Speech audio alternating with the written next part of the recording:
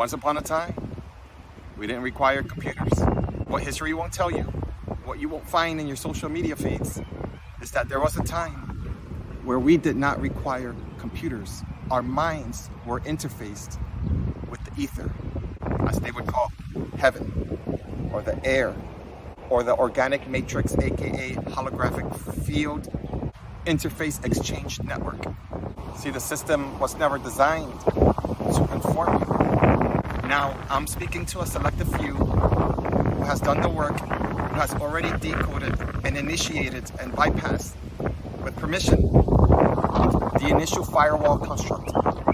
Once surpassed the initial firewall construct, you are celebrated with more codes of remembrances based on your imprint and your vessel encoded ancestral contract or agreements.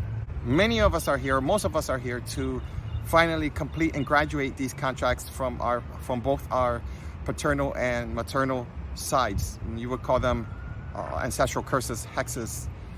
You would also call them old, archetypical, ancient programs of persecution, guilt, lower chakra frequency construct mechanisms that was always designed to siphon our vitality from the lower fields, from the root to the sacral, never allowing the connection with Mother Earth into your solar plexus, which would have illuminated up into your heart, into your higher extremities and extraordinary senses, not limited to your 5 and 6 senses, thus re-encoding your growth factor, your expansion as a human being.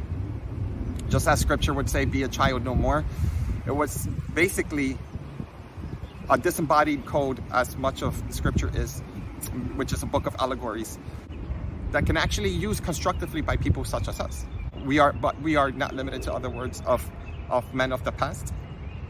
We can see script and scripture and everything, because script is a culmination of many transcribed meanings, such as code and intent, designed to transmute from the mind into conscious form. Or I would rather say consciousness into form consciousness, and vice versa.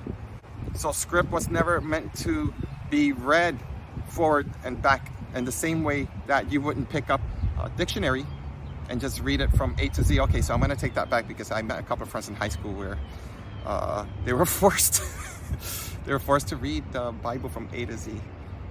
I guess it worked. They did good with school and they ended up going to college. But that's not my point. They weren't happy. And I'm pretty sure they didn't remember every single word from the dictionary. I'm almost sure about that.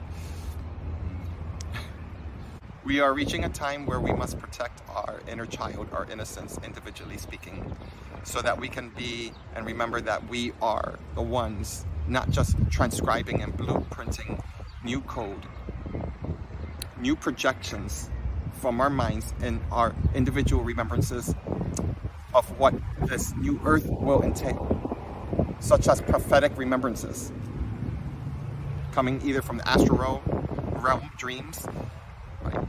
Just experiences, right? Traumatizing events, death, life and death experiences, coming back, reprogramming something, or simply guttural. Your gut just remembers when you were born, and you just simply cannot make a mental remembrance, but you just know, and you can't explain it to someone, or at the time you couldn't. And living life required you to be able to fill in the blanks so that your conscious mind could come into sort of like an agreement between the life that you're living now, so as to completely honor this vessel and this assignment and this human experience. And also so that you don't simply disengage from the experience and go back to that one, because the whole point of your interdimensional experiences outside of this one experience, which again to the rational thinking mind it would make no sense, and that's okay, I guess, because that's your journey, is to focus on being a person. It shouldn't make sense to you. That would differentiate between a human and someone who would be more extraordinary, and I don't mean in presence, and I don't mean in looks. maybe looks. but in remembrance that those who would appear extraordinary, they would say extraterrestrial, which is funny to me. You would say that an extraordinary individual is one who has the most deep and profound connection with their human experience, with their focus on this journey. Hence, the reason why many of us are deep, profound empaths, which it's to default. Even Carl Jung would have said it's a sort of a sickness.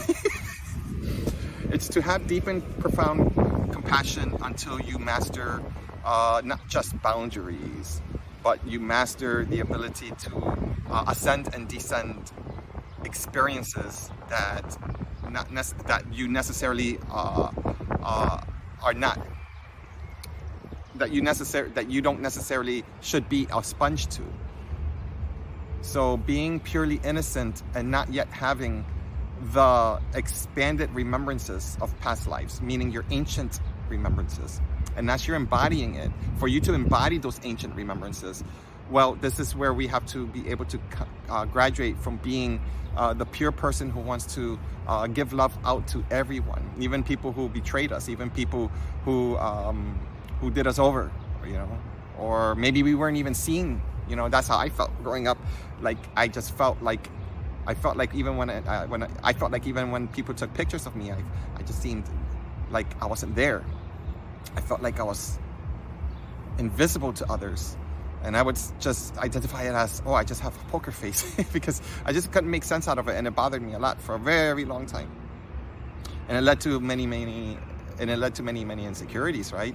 It's because I couldn't piece together the meaning behind that, and living life to the fullest, meaning that even the stuff that took my life over and over in this reality, right? People would attribute that to ego deaths and whatnot. Allowed my somatic nervous system to arrive at a peaceful state, sort of a parasympathetic state versus a sympathetic override response, right?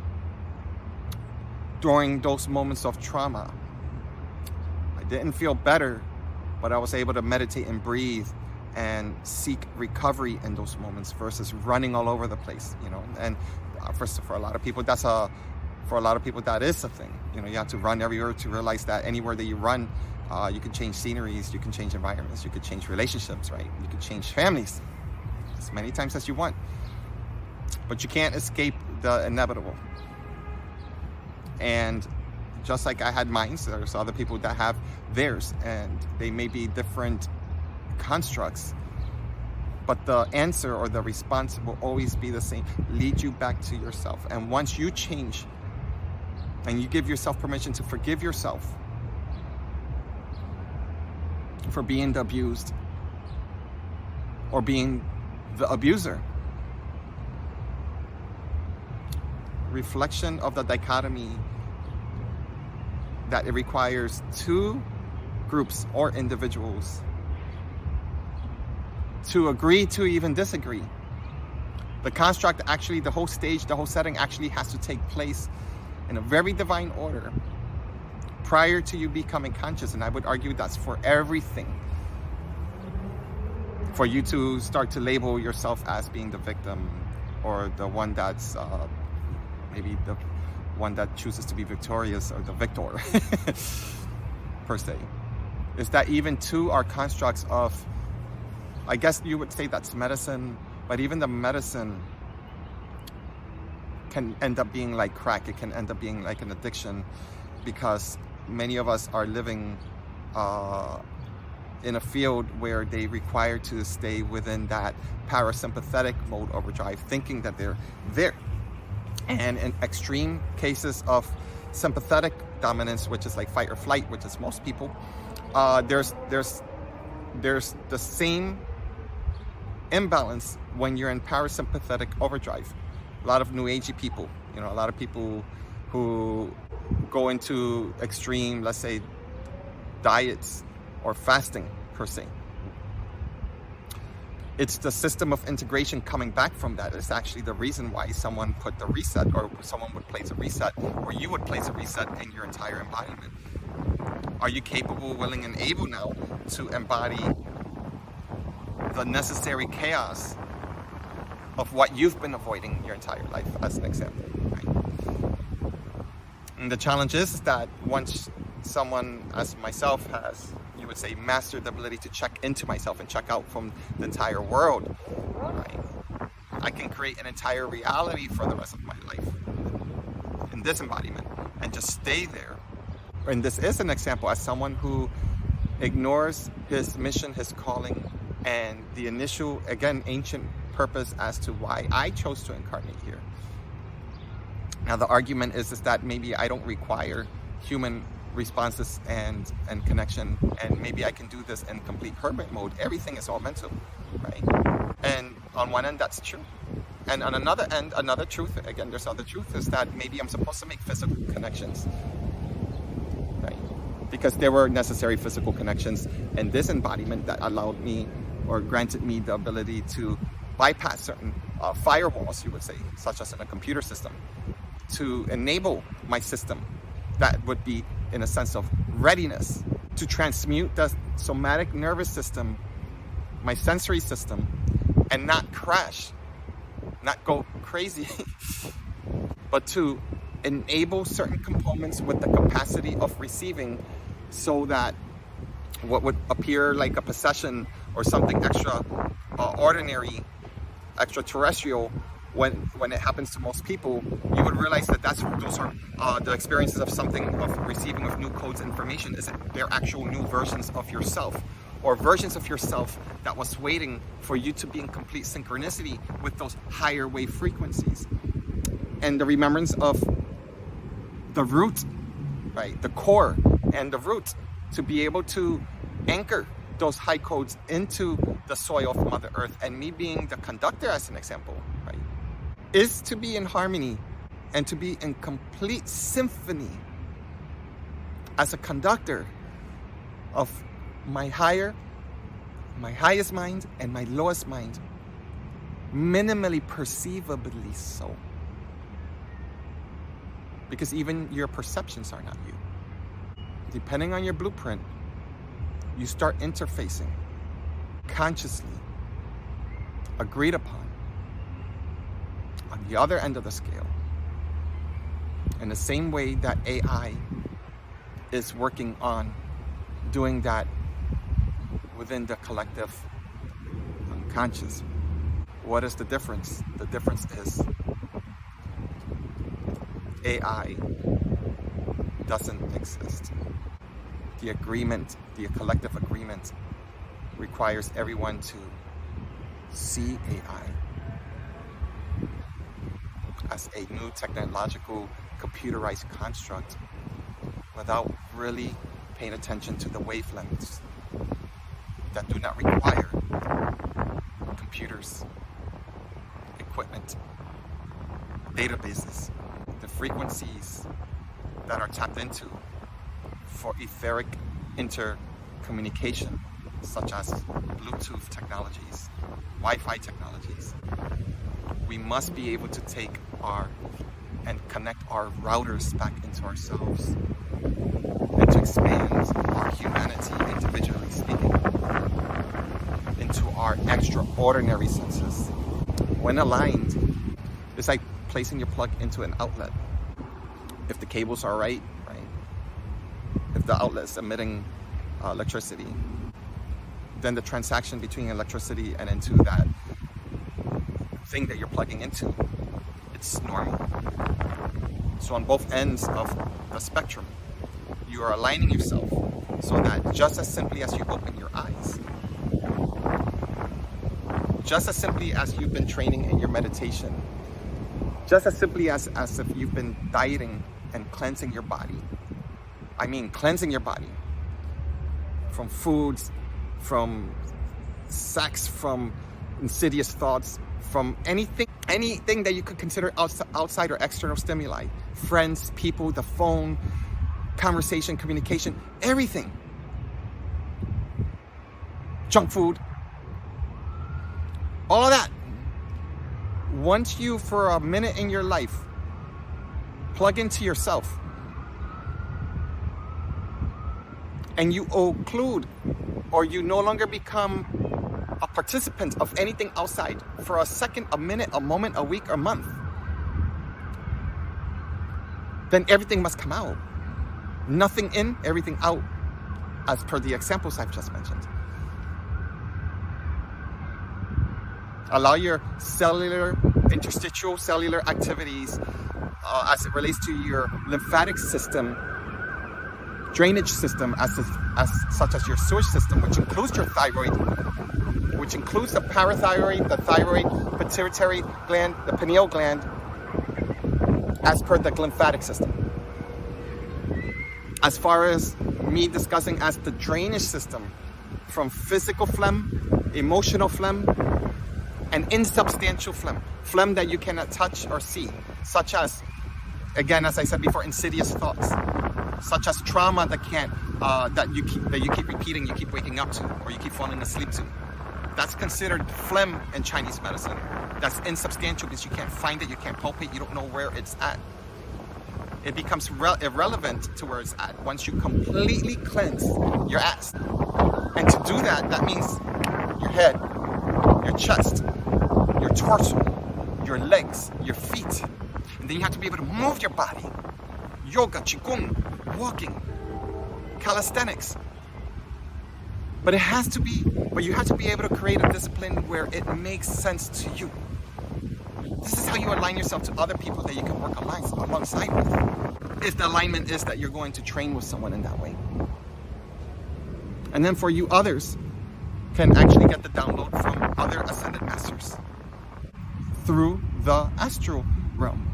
Whether in the moment, whether in your sleep, whether in your meditation. It has to be clear in your head and your intentions and in your heart. And the key to everything that I'm saying is that when your heart is in complete synchronicity with what your mind requires, not desires, requires. Like I require to be respected. I require my peace. And when I'm not in my peace, I require to be in complete solitude. So that I can align to myself, and peace will be the result, as an example. And it makes sense to my heart. And that alone becomes meditation when I say that. Why? Because you can feel it on your end. It becomes a sense of, that's when you transfer, that's when you switch sympathetic to parasympathetic nervous system. So when everything is in alignment, such as in the ways that I'm mentioning, then consciousness and formation becomes so physical that as soon as you say it because you feel it, you think it, and you place attention to it and you align to it, it must take action. It must take form. And it will. And the challenge is getting used to that everything that you say, even if you don't mean it, once you are on the other end of this firewall interaction, once you have graduated into having complete control as in joystick. I don't mean control as in Chinese medicine control. And I don't mean as in controlling where you have to release yourself and be one. No. I mean being the one in authority, holding dominion over your vessel. Being the general. Being the emperor, the empress. Where the kings and queens must align to your process and presence, meaning that your title is irrelevant. And those who have ears to hear and eyes to see will see you in alignment. And even if they're not in alignment, as you walk this earth, something in you will soothe the living daylights out of them. And you will see that. The challenge is get used to that. Allow that to be like flowing water. That's when you release control. Because that's where in the higher spectrum, the ego mechanism has to raise alongside with your other mechanism. But this is where you become in synchronicity with the ego being necessary as you intercommunicate with other soul embodied beings, such as myself, right? There are demon slayers out there. There are those who still require within their journey to go into the darkest realms of their mind, and or the physical is not separate. And sometimes you have to get lost in that. But when you get lost in that, and you reprogram in there, oh, there's people that talk about the Phoenix, and there are people praying and meditating on that one. You're already feeling June. June is on fucking fire. Y'all know what I'm talking about. Shit's burning. Shit's becoming more rampant. Timelines are shifting faster. We are in physical war for your mind. And there are others who are fighting against that. And there are others who are coming in complete synchronicity of holding complete dominion, mental, physical authorship, and the tongue speak as you see and perceive in the moment without holding. That's authority. And alignment with other souls is not just required and necessary. It just is. So yeah, we require. Hit me up. I'm accepting one-on-one consultations online. And check out my website. If you are compromised financially, as many of us are, don't let the money be the reason why you don't book with me. Speak to me. I'm a person just like you. And if our heart is aligned, there's no reason why I would never not work alongside with you with healing / alignment activations, remembrance, being able to upload remembrance codes that you may already be walking with, and the challenges to getting your somatic nervous system and maybe what you haven't been in diet for or with because you're around other people that are tethering along with you. And it could be that you're working with something. Right? You might be working with many insidious, disembodied, not the people that you're with, but the demons that they walk with. And you, just like me, might be a demon slayer. Some of us had to learn how to allow the demons, which I would argue it's incarnating within your ancestry, that bloodline, and forgetting who you are spiritually. Trusting that source within, that flame, in divine timing and alignment, always illuminates your walk. And shit, what I'm saying sounds fucking poetic. But you know there are levels of comprehension happening between our words as we're speaking to each other.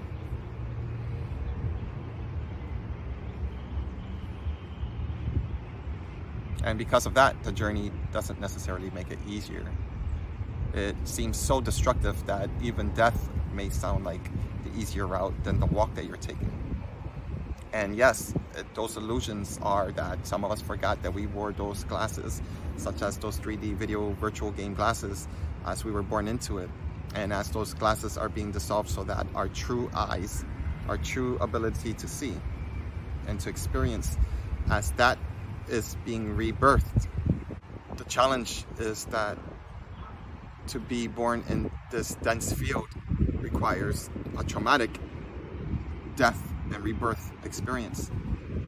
But just like a shaman, you become the medicine man because you've died 10,000 lives.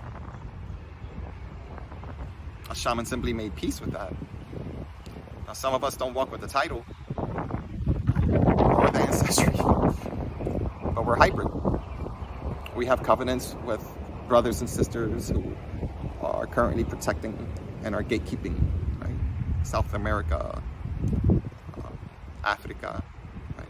The Caribbean, our motherlands, and the astral and other sub-variations of the elemental realms, you would say.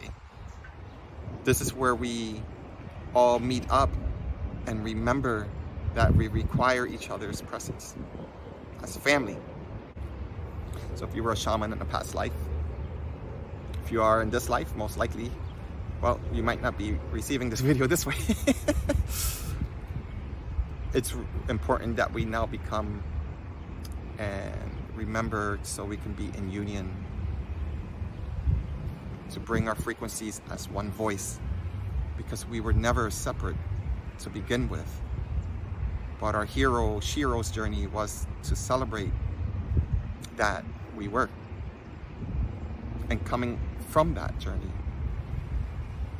is coming home to your family.